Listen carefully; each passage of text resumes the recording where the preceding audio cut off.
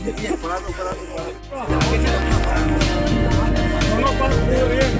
Kilometre तक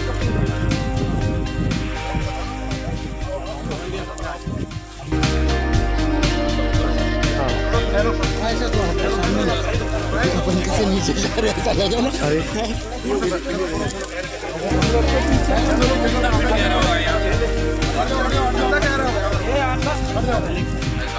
इसके बाद आप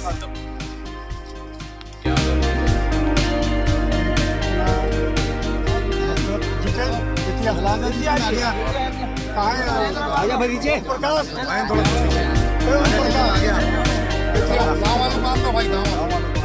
भैया काका थोड़ा सा हटो तो काका काका ओ काका ये सुशांत हटो तो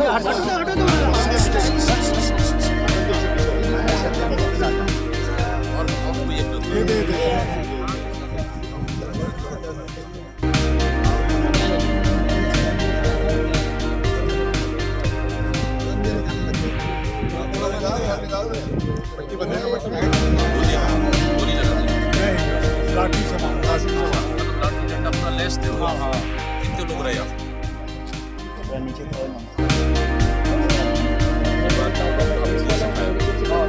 हमारे गाँव वाले लोग बहुत पब्लिक आए ना, तब वो लोग ने गाड़ी चला कर इधर उधर गाड़ी से और फायरिंग करने को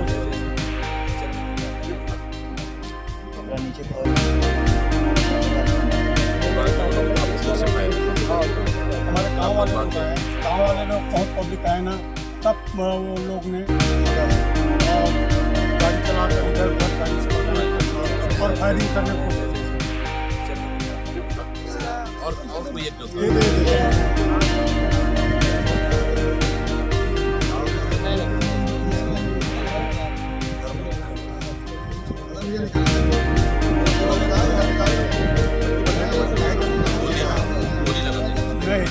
लाठी से मारा।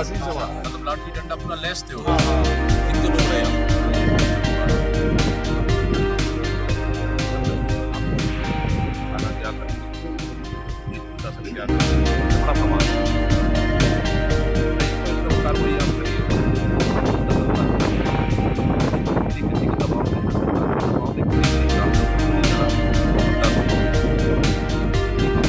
गनीमत तो सिर को छूते हुए चला गया, भाग गया गनीमत देख के। सिर में गोली लगता तो पार्ट डेथ होता है।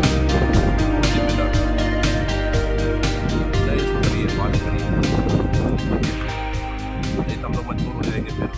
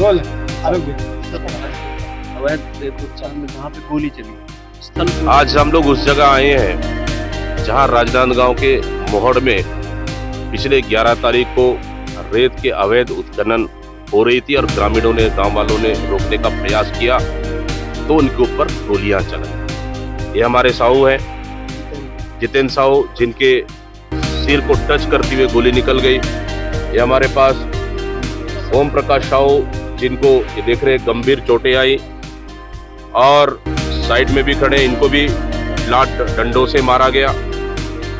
मैं तो धन्यवाद देता हूं हमारे यहाँ के गांव के तमाम नागरिकों को, जिन्होंने अपने माइंस को बचाने के लिए उन्होंने अपनी जान को दांव पर लगा दिया। लेकिन सवाल सबसे बड़ा है कि कौन है वो रेत माफिया, कहां से आए थे, उनके पास हथियार कैसे आया, ये सबसे बड़ा सवाल है। गाड़ी नंबर स्पष्ट है, उसके बाद आज तक कार्रवाई नहीं। 3 महीने से जो गोली चलाने वाले शूटर यहां राजनांदगांव में 3 महीने से किराए के मकान में लेकर यहां रह रहे हैं, शासन प्रशासन को पता नहीं। गाड़ी नंबर स्पष्ट है, अभी तक गिरफ्तारी क्यों नहीं? और शूटर बाहर से, प्रदेश से आते, शासन प्रशासन को पता नहीं। क्या शासन और प्रशासन मिली भगत से चला रही है? क्या उसी का नतीजा है? अगर इसके सिर में गोली लगती तो कौन होता जिम्मेदार?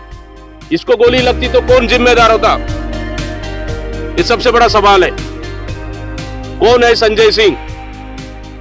कहां से आए थे और कहां है 10-12 शूटर्स? अभी तक गिरफ्तार क्यों नहीं हुए? ये सबसे बड़ा सवाल है। बलरामपुर में सिपाही की हत्या कर दी जाती है, आज धमतरी में चाकू चला है, बस्तर में पत्रकार को जेल भेज दिया जाता है सिर्फ रेप के खबर चलाने से। गरियाबंद में पत्रकार के ऊपर हमला, बलौदा बाजार में खंबे से बांधकर पीटा जाता है। क्या यही है सुशासन? गृह मंत्री अगर विभाग नहीं चला सकते, गृह मंत्री कानून अगर व्यवस्था आप ठीक नहीं कर सकते, तो आपको चूड़ी पहन के बैठ जाना चाहिए। हम रोकेंगे अवैध रेत उत्खनन। अगर शासन प्रशासन में बैठ के अगर रेत का खनन नहीं रोक सकते, तो हम रोकेंगे, पूरे गांव वाले मिलकर रोकेंगे रेत अवैध उत्खनन। लेकिन हम छत्तीसगढ़ को यूपी और बिहार नहीं बनने देंगे। हम छत्तीसगढ़ को जंगल राज नहीं बनने देंगे। आज छत्तीसगढ़ पूरी तरह से जंगल राज बना है, माफियाओं का राज बना हुआ है। कहां है सरकार? यह सबसे बड़ा सवाल है। अभी तक जांच 8 दिन से अधिक हो गया है, मेन सरगना क्यों नहीं पकड़ा है? खुली चुनौती है, अगर 8 दिन के अंदर में अगर नहीं पकड़ा है तो कांग्रेस पार्टी बड़ी आंदोलन करने को मजबूर होगी राजनांदगांव में। इसलिए हम, और जो भी जिम्मेदार प्रशासन के अधिकारियां हैं, मिली भगत है, उन पे भी जांच कर बड़ी से बड़ी कार्रवाई होना चाहिए, ताकि भविष्य में किसी ग्रामीणों को ग्रामीणों के ऊपर गोली न चले। इसलिए जांच करें और जो भी जिम्मेदार लोग हैं उसकी तत्काल गिरफ्तारी होनी चाहिए।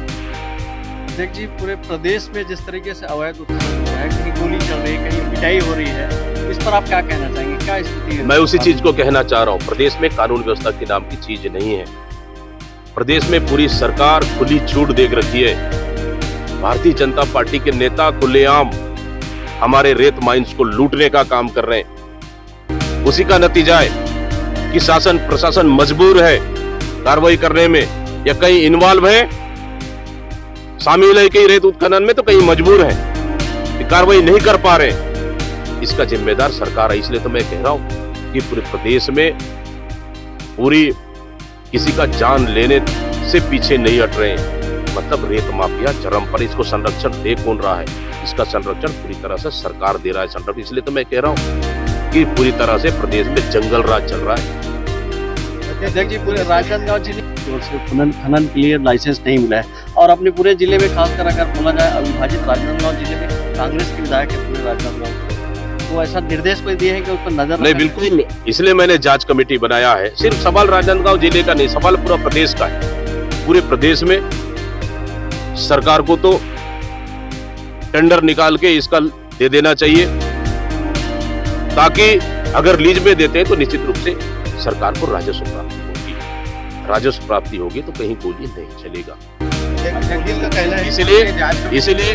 इसलिए मैंने जांच कमेटी बनाया है और निश्चित रूप से आने वाला विधानसभा सत्र में इस मामले को लेकर पूरे इसलिए हम लोग विधायकों का दल बनाया है, ताकि आने वाला विधानसभा में लेकर इस मामले को लेकर कांग्रेस पार्टी सड़क से लेकर सदन तक उठाएगी। हाईवे से लगा हुआ एक गांव है फुलिया, जहाँ पर किसानों को मिलने वाला पानी जो है वो पाइपलाइन के सहारे है, जिसको लेकर कांग्रेस 2 बार जो है शिकायत कर चुकी है और कोई कार्रवाई नहीं हो रही है। दबी जुबान से इलाके में ये भी है कि कांग्रेस और बीजेपी के नेताओं ने मिली भगत करके वहाँ पानी इस संबंध में मेरे जानकारी में नहीं है।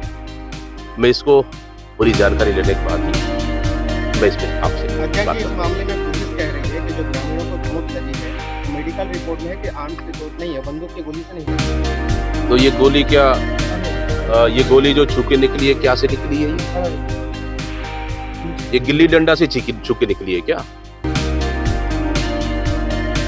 और इधर जो चोटें लगी है, क्या से लगी है? ये मैंने तो कहा ना, गोलियां चली, बकायदा गोलियों का खोखा मिला, डंडे से वार किया गया। अगर इन लोगों की जान चली जाती, जिम्मेदार कौन होता? सबसे बड़ा सवाल है। इसका मतलब अगर इस तरह का बयान है तो कहीं न कहीं शासन और प्रशासन मिलकर उन अपराधियों को बचाने के लिए पूरी ताकत लगाती है। लेकिन ये पूरी प्रदेश देख रहा है कि सरकार पूरी तरह से निकम्मी होकर बैठी है और अपराधियों का राज चरम पर है। हम इसको बर्दाश्त नहीं करेंगे। जो भी जिम्मेदार है, जो भी अपराधी है, जो भी शूटर है, गिरफ्तार होना चाहिए। नहीं तो कांग्रेस बड़ा प्रदर्शन करने के पीछे नहीं है। कल कांग्रेस का अलग-अलग कदम कर रहे हैं तो फिर जनता के हित के लिए कर रहे हैं। पहले विधायक दल आए, फिर उसके बाद एनएसए यूथ कांग्रेस वाले किए, आगे महिला कांग्रेस करेगी, आगे सेवा दल करेगी। इसमें गुट कैसे? हम तो चाह रहे हैं, ये कोई आपको लगता है ये छोटा मोटा मामला है? बड़ा मामला है।